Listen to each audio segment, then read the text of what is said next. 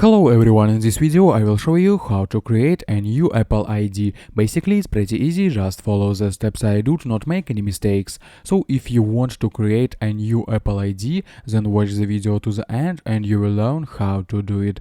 So first of all, go to the settings and click on your account. As you can see, there is an email address under your name. Keep in mind that to create a new Apple ID you will need a different email address because you can use one email for one Apple ID. Great. Then we go to any browser and open the website appleid.apple.com.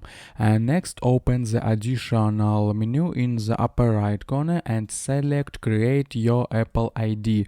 Here you need to enter your first name, last name, country and date of birth. Also specify a new email address and come up with a complex password.